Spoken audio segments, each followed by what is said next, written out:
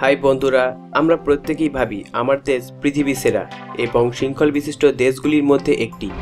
আমাদের এইরূপ ধারণা এবং মন্তব্যের কারণ হলো আমাদের প্রত্যেকেরই নিজের দেশের সঙ্গে একটা ইমোশন জড়িয়ে রয়েছে। কিন্তু লজিক্যালি এই ব্যাপারটি একটু ভেবে দেখলে দেখা যাবে যে কোনো দেশই এখনো পরিপূর্ণতার ঊর্ধ্বসীমায় পৌঁছাতে পারেনি। কিন্তু এমন একটি দেশ রয়েছে যে পরিপূর্ণতার বিষয়ে আমাদেরকে অনেক কিছু শেখাবে। এমন একটি দেশ যেখানকার মানুষজন নিজেদেরকে কর্মের মধ্যে বিলীন করে দিয়েছে, যে দেশের মানুষরা পরিপূর্ণতার আসল অর্থ বোঝে, আর এই দেশটি হলো জাপান। এখন হয়তো আপনার মাথায় একটি প্রশ্ন ঘুরপাক খাচ্ছে, আর আপনি বলতেই পারেন যে ভাই, এই দেশে এমন কি আছে যা আমার দেশে নেই? এই প্রশ্নটির উত্তর আমাদের এই ভিডিওটিতে খুবই সহজ সরল ভাষায় দেওয়া হয়েছে। তাই আগেই বলে রাখছি, স্ক্রিন থেকে চোখ সরাবেন না। এমন 20টি কাজ যা জাপানের থেকে আমাদের শেখা দরকার। তাহলে আর বেশি কথা না বাড়িয়ে let's get started.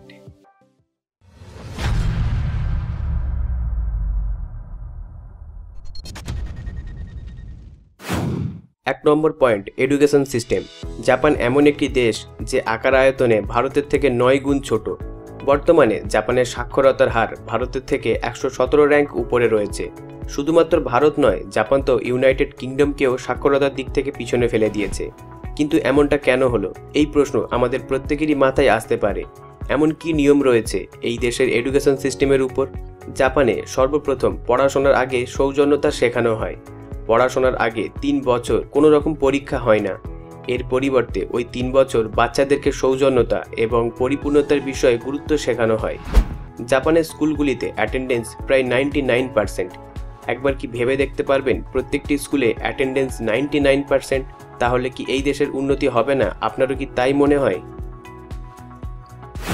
2 number point, cleaning. পরিষ্কার পরিচ্ছন্নতার উপর জাপানের মানুষজন বিশেষ গুরুত্ব দিয়েছে। সাধারণত যেসব মানুষগুলি জাপানে পরিষ্কার পরিচ্ছন্নতার কাজ করে থাকে, তারা প্রত্যেকদিন সকালে পরিষ্কার করতে এসে কঠোর দ্বিধার মধ্যে পড়ে, কারণ তাদের কাছে পরিষ্কার করার মতো কোনো আবর্জনাই থাকে না। কারণ এই দেশের মানুষরা এতটাই নিয়ম মেনে চলে, যার ফলে ওখানকার কর্মীদের ক্ষুদ্র ক্ষুদ্র অংশের মধ্য থেকে আবর্জনা খুঁজে বার করতে হয়। এখানকার স্কুলগুলিতে পরিষ্কার করার জন্য কোনো রকম কর্মী থাকে না। স্কুলের বাচ্চাদেরকে স্কুল পরিষ্কার করতে হয়। এই কাজটি তাদের জন্য অতি আবশ্যক। কিন্তু আমাদের দেশগুলিতে যদি এমনটা হতো, তাহলে এখানকার বাবা মা হয়তো স্কুলে গিয়ে আগুন জ্বালিয়ে দিয়ে আসতো। শুনতে হয়তো একটু খারাপ লাগবে, কিন্তু এটাই হলো প্রকৃত বাস্তব। 3 নম্বর পয়েন্ট, হোমলেস। জাপানে গৃহহীন মানুষের সংখ্যা, অর্থাৎ যাদের ঘর নেই এমন মানুষ নেই বললেই চলে। আমাদের পরবর্তী তথ্যটি শুনে আপনি হয়তো আশ্চর্য হয়ে যেতে পারেন। জাপানের জনসংখ্যা প্রায় 12 কোটির কাছাকাছি, আর সেখানে গৃহহীন মানুষের সংখ্যা 0.004%। 2017 এর একটি সার্ভে অনুসারে জানা যায় যে জাপানে গৃহহীন মানুষের সংখ্যা 5534 জন। এইসব ঘটনাগুলি জানার পর আমরা শুধুমাত্র একটা কথাই বলতে পারি, এখানকার সরকারি নীতি থেকে আমাদের কিছু একটা শেখা দরকার। 4 নম্বর পয়েন্ট, কনফিডেন্স। প্রতি বছর জাপানে 2000টিরও বেশি ভূমিকম্প হয়, আর প্রত্যেক 5 মিনিট অন্তর জাপানের মানুষজন ভূমিকম্পের অনুভব পেয়ে থাকে। প্রত্যেক বছর কোটি কোটি টাকার ক্ষয়ক্ষতি এবং লক্ষ লক্ষ মানুষের প্রাণ চলে যায়। এটা শোনার পর একটু হলেও কষ্ট হয়, কিন্তু এত কিছুর পরেও এখানকার মানুষজন বিশ্বাস হারায় না। তাদের কনফিডেন্স লেভেল সর্বদাই ঊর্ধ্ব সীমায় থাকে। সব রকমের বাধা বিপত্তি জয় করে তারা পুনরায় নিজের পায়ে দাঁড়িয়ে পড়ে। এখানকার দেবতা বুদ্ধ মতে জীবনের পথ সর্বদাই চালু রাখতে হবে। জীবনের পথে অনেক রকমের বাধা বিপত্তির সৃষ্টি হবে, কিন্তু সব কিছুকে পেরিয়ে তোমাকে এগিয়ে যেতে হবে। এটাই হলো এনাদের মূল মন্ত্র, নো ম্যাটার ওয়ান্ট। জাপান এমন একটি দেশ যে প্রতি বছর অনেক ক্ষয়ক্ষতির সম্মুখীন হয়, কিন্তু পুনরায় নিজের পায়ে দাঁড়ায়। এইসব জিনিস দেখে আমাদের অনুপ্রাণিত হওয়াটা দরকার। 5 নম্বর পয়েন্ট, পাওয়ার অফ ইউথ। জাপানের যুব শক্তি অন্যান্য দেশের থেকে অনেক শক্তিশালী, আর এই কথাটি তাদের এডুকেশন সিস্টেম অর্থাৎ শিক্ষা বিষয়ের সঙ্গে যুক্ত করা যেতে পারে। এখানকার স্টুডেন্টরা কলেজ থেকে বেরোনোর পর বিশ্ব জয় করার কাজে লেগে পড়ে এবং নিজেদেরকে পরিপূর্ণ প্রতিষ্ঠার চেষ্টা করে। 6 নম্বর পয়েন্ট, পোলাইটনেস অ্যান্ড মডেস্টি। ভদ্রতা এবং বিনয় জাপানের মানুষজনের থেকে প্রায় সকলকেই শেখা দরকার। এখানকার প্রত্যেক মানুষ তাদের সামনে থাকা যে কোনো ব্যক্তির সঙ্গে খুবই ভদ্রতার সঙ্গে কথাবার্তা বলে। আপনি শোনার পর হয়তো মুগ্ধ হয়ে যেতে পারেন। এখানে সকলকে অভিবাদনের সঙ্গে ডাকা হয়, উদাহরণস্বরূপ স্যাম, চ্যাং, এক্সেট্রা। জাপানে পাবলিক ব্যবস্থাগুলির উপর বেশ ভালো রকমই নজরদারি করা হয়। ট্রেনের মধ্যে যদি কেউ ফোনে কথা বলে তাহলে তাকে ফাইন ভরতে হবে। গুরুত্বপূর্ণ কল আসার পরেও আপনি ট্রেনের মধ্যে ফোন ধরতে পারবেন না। 7 number point, honesty is the best policy. এই কথাটি আমরা প্রত্যেকেই ছোট থেকে বহুবার শুনে এসেছি, কিন্তু এর আসল অর্থ জাপানের মানুষজনের থেকে আমাদের শেখা দরকার। এখানে বসবাসকারী প্রত্যেক মানুষ নিজের আগে অপরজনের কথা ভেবে থাকে, আর এরই পাশাপাশি উঠে আসে সততার কথা। যদি ওখানকার রাস্তার মধ্যে কোনো টাকা পয়সা পড়ে থাকে তাহলে সেটিকে পুলিশ স্টেশনে জমা দেওয়া হয় এবং তার মালিককে খোঁজার চেষ্টা করা হয়। 8 নম্বর পয়েন্ট, সেন্স অফ টাইমিং। সময় জ্ঞান এখানকার মানুষের মধ্যে মুখ্য ভূমিকা পালন করে।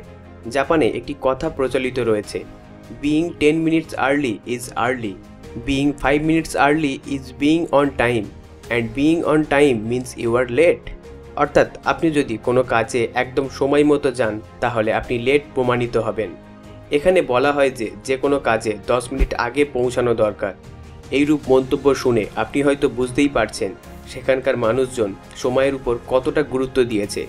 তাহলে এখন হয়তো আপনি ইমাজিন করতে পারবেন জাপান কেন এতটা উন্নত দেশ। যদি আমাদের দেশের মানুষরা এই রকমের মূল মন্ত্র মান্য করত তাহলে দেশটা হয়তো আরও উন্নতি লাভ করত। 9 নম্বর পয়েন্ট, সার্কামভেনশন অফ ইনইকুয়ালিটি। যখন আমার কিংবা আপনার বাড়ির মধ্যে কোনো জিনিসপত্র ভেঙে যায় আমরা সেটিকে ফেলে দিই। সাধারণত ভাঙা জিনিসপত্র কেউই বাড়ির মধ্যে রাখতে চায় না, বাট জাপানে এমনটা একদমই হয় না। এখানে একটি বোল ভেঙে যাওয়ায় সেটিকে রিপেয়ার করা হয়। শুধুমাত্র এতটাই নয়, সব রকমের ফাটল সোনা দিয়ে ভরপুর করা হয়। তারা মনে করে প্রত্যেকটি জিনিস ভেঙে যাওয়ায় সেটিকে রিপেয়ার করা দরকার, সেটা যে কোনো জিনিসই হোক না কেন। কোনো জিনিস ভেঙে যাওয়ায় সেটি এক আলাদা ধরনের রূপ ধারণ করে থাকে। এই জিনিসটি আমাদের প্রত্যেকেরই জাপানের থেকে শেখা দরকার। 10 number point, knowledge of pollution. দূষণ সম্বন্ধে আমাদের প্রত্যেকেরই জ্ঞান থাকা দরকার। জাপানের মতো এতটা উন্নতিশীল দেশ যেখানে পরিবেশ দূষণ হওয়াটা স্বাভাবিক, বাট একটি আশ্চর্যের বিষয় হলো এই দেশের প্রত্যেক মানুষ দূষণ সম্বন্ধে একটি দীর্ঘ জ্ঞান রেখেছে। আর পরিবেশ দূষণ থেকে বাঁচার জন্য প্রত্যেকেই কিছু এক্সট্রা অ্যাক্টিভিটিস এবং কাজকর্ম করে থাকে। বৃক্ষরোপণ করা, গাড়ির ব্যবহার একটু কম পরিমাণে করা এবং মুখের মধ্যে হাই প্রোটেকশনযুক্ত মাস্ক ব্যবহার করা, এইসব জিনিসগুলি শুধুমাত্র জাপানেই বিশেষভাবে লক্ষ্য করা যায়। 10 number point, correct use of food waste. প্রয়োজন অতিরিক্ত খাবারের ব্যবহার যদি কেউ জাপানের থেকে শেখে। জাপানে ফেলে দেওয়া খাবার বিভিন্ন পদ্ধতিতে এবং বিভিন্ন স্থানে ব্যবহার করা হয়। বিশেষ রূপে জৈব সার হিসাবে ব্যবহার করা হয়। সাধারণত আপনি যে দেশ থেকেই বিলংস করেন না কেন, খাবার নষ্ট হওয়া যেটা বন্ধ করাটা সম্পূর্ণ ইম্পসিবল। আর যদি আপনিও জাপানের মানুষের মতো নষ্ট হওয়া খাবার সঠিক উপায়ে ব্যবহার করেন তাহলে সেটি প্রশংসনীয় গণ্য হবে। 12 নম্বর পয়েন্ট, সিম্পলিসিটি। আপনি যদি কোনো প্রকারে কোনো জাপানি ব্যক্তির বাড়িতে ঢুকে পড়েন তাহলে সেখানে গোনার মতো কতগুলি আসবাবপত্র এবং তার থেকেও কম কিছু জিনিসপত্র দেখতে পাবেন। কারণ এই দেশের মানুষরা সরলতাকে সৌন্দর্য মনে করে। তারা মনে করে মেটেরিয়ালিস্টিক থিংস অর্থাৎ বস্তুবাদী জিনিস কখনোই চিরস্থায়ী হয় না, যেগুলো সম্পূর্ণরূপে অস্থায়ী। আর এইসব জিনিসপত্র থেকে সম্পূর্ণ সুখ পাওয়া যায় না। এইসব কিছুর আরেকটি কারণ হলো যখন ভূমিকম্প এবং সুনামির ফলে ঘরবাড়ি নষ্ট হয়ে যায়, যা পুনরায় তৈরি করতে খুবই অসুবিধা এবং খরচ হয় না। এটি সত্যি একটি বুদ্ধিসম্পন্ন চিন্তাভাবনা ছিল। 13 number point, high end customer service. জাপানের টেকনোলজিগুলি শুধুমাত্র অ্যাডভান্স প্রযুক্তি এমনটা একদমই নয়, এরই পাশাপাশি সেগুলি কাস্টমার ফ্রেন্ডলি অর্থাৎ ভোক্তাদের সঙ্গে বন্ধুত্বপূর্ণ হয়ে থাকে। জাপানের কোনো দোকানের মধ্যে যদি আপনি ঢুকে পড়েন তাহলে আপনার সঙ্গে আত্মীয় পরিজন এবং দেবতাদের মতো ব্যবহার করা হয়। আর এই রকম দৃশ্য দেখে আপনি হয়তো মুগ্ধ হয়ে যেতে পারেন। 14 নম্বর পয়েন্ট, অ্যাকসেপ্টেন্সি অফ নেচার। প্রকৃতির স্বীকৃতি, যা জাপানের সংস্কৃতিগুলির মধ্যে একটি। এখানকার মানুষ এবং প্রকৃতির মধ্যে খুবই কাছাকাছির সম্পর্ক। এখানকার মানুষজন প্রকৃতির ছোট্ট থেকে ছোট্টতম উপহার গভীরভাবে মজা নিয়ে থাকে। এছাড়াও এখানকার স্কুলগুলি 1 এপ্রিল থেকে শুরু হয়, কারণ এই সময় জাপানের সবথেকে সুন্দর চেরি সিজনের সময়কাল। আর ওখানকার শিক্ষকদের মত অনুসারে এই আবহাওয়া বৃক্ষরোপণের জন্য সবথেকে ভালো সময়। আর পড়াশোনার পরিবেশটা খুবই সুন্দর। 15 নম্বর পয়েন্ট, রেডিনেস। জাপান দুর্যোগ ব্যবস্থাপনায় পৃথিবীর সকল দেশের থেকে এগিয়ে রয়েছে। এই বিষয়ে যদি আপনি মন্তব্য করেন এমনটা কেন, তাহলে আপনাদের জানার উদ্দেশ্যে বলে রাখি, এই দেশের মানুষ প্রত্যেক দুর্ঘটনার জন্য সর্বদাই তৈরি থাকে। যখন কোনো দেশ প্রত্যেকটা মুহূর্তে দুর্ঘটনার সম্মুখীনের ভাবাপন্ন হয়ে রয়েছে, তখন তাকে সর্বদাই প্রস্তুতি নিয়ে থাকতে হয়। আপনারা প্রত্যেকেই হয়তো জানেন জাপানে বেশিরভাগ সময়টা ভূমিকম্প হয়ে থাকে। 16 number point, agree to the rule, নিয়মের পালন এবং সম্মান করা, যেটা এখানকার বাচ্চাদের স্কুলে 3 বছর থেকেই শেখানো হয়। আর এই রকমের বিশেষ গুণ যেটা ওই বাচ্চারা বৃদ্ধ বয়স পর্যন্ত স্মরণে রাখে। উদাহরণস্বরূপ এখানকার সিঁড়িগুলিতে যদি 2টি অংশ থাকে, একটি যাওয়ার জন্য এবং একটি আসার জন্য, তাহলে সাধারণ মানুষজন তাদের কাজ অনুসারে সিঁড়িগুলি ব্যবহার করে থাকে। এই বিষয়ে তারা সিঁড়ির নিচে অপেক্ষা করতেও রাজি থাকে। 17 number point, have fun with work. জাপানের সহকর্মী কাজের মানুষরা বিশ্বের সবথেকে দক্ষ কর্মীদের মধ্যে স্থান লাভ করে থাকে। এটা তো আমরা প্রত্যেকেই জানি সেখানে সর্বদাই একটি চাপের বিষয় হয়ে থাকে, বাট তারাও মজা করতে জানে। অফিস শেষ হওয়ার পর প্রায় প্রত্যেকেই মিলিত হয়ে রেস্টুরেন্টে বসে আড্ডা দেয়। তাদের বস এবং কোম্পানির মালিকের মন্তব্য এই রকমের কমিউনিকেট হওয়ার ফলে তাদের কাজের স্পিড বৃদ্ধি পায় এবং তাদের মধ্যে একটি গভীর বন্ধুত্বের সৃষ্টি হয়।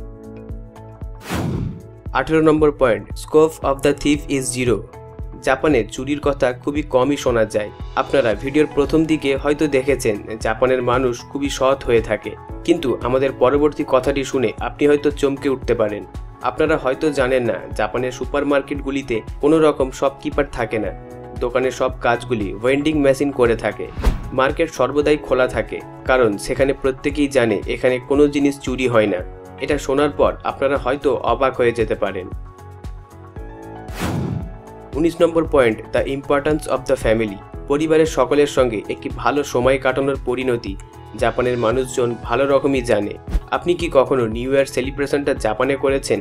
কারণ নতুন বছরের অনুষ্ঠানটা এই দেশে খুবই জনপ্রিয়। আর ওই দিন রাস্তার মধ্যে আপনি হয়তো কোনো জাপানি মানুষকে দেখতে পাবেন না। এমনটা হওয়ার কারণ হলো সেখানকার প্রত্যেক মানুষ নিউ ইয়ার তাদের বাড়িতে সেলিব্রেট করে থাকে। ওখানকার প্রত্যেকেই মনে করে পরিবার সকলের জীবনে একটি সুন্দর উপহার। 20 নম্বর পয়েন্ট, রিলিজিয়াস সলিডারিটি, ধর্মীয় সংস্কৃতি, যা প্রত্যেক দেশকে জাপানের থেকে শেখা দরকার, কারণ তাদের মধ্যে ধর্মীয় একতা এবং সহনশীলতা রয়েছে। জাপান এমন একটি দেশ যা টেকনোলজির দিক থেকে সকল দেশের থেকে এগিয়ে থাকলেও নিজের ধর্মকে তারা কখনোই ছোট করে না এবং বিশেষ গুরুত্ব দিয়ে থাকে।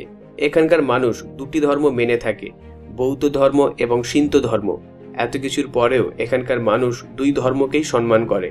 জাপানের মানুষের এই রূপ বিচার যা সত্যি মন ছুঁয়ে যায়, যা প্রত্যেক দেশকে শেখা দরকার। আপনি যে দেশেরই বাসিন্দা হয়ে থাকুন না কেন, প্রত্যেক মানুষেরই পরিবর্তনের একটি করে সুযোগ থাকে। আর নিজের দেশকে শোধরানোর জন্য সর্বপ্রথম আমাকে অর্থাৎ নিজেকে শোধরাতে হবে। আর নিজেকে শোধরানোর জন্য জাপানের থেকে ভালো আইডিয়াল দেশ আর কেউ হতে পারে না। আমি আশা করছি আপনাদের প্রত্যেকেরই এই ভিডিওটি ভালো লেগেছে আর আপনি এখান থেকে হয়তো কিছু নিত্য নতুন শিখতে পেরেছেন। এই বিষয়ে আপনাদের কোনো মতামত থাকলে নিচে কমেন্টে আমাকে জানাতে পারেন এবং ভিডিওটি লাইক ও শেয়ার করে দেবেন। আর আপনাদের মধ্যে যদি কেউ নতুন ভিউয়ার হয়ে থাকেন তাহলে এখনই আমাদের চ্যানেলটিকে সাবস্ক্রাইব করে নেবেন এবং পাশে থাকা বেল আইকনটি ক্লিক করতে ভুলবেন না, যার ফলে এই রকমই ইন্টারেস্টিং ভিডিওর নোটিফিকেশন সবার আগে পৌঁছে যাবে আপনার কাছে। সর্বশেষে thanks for watching, stay happy, enjoy all the movement.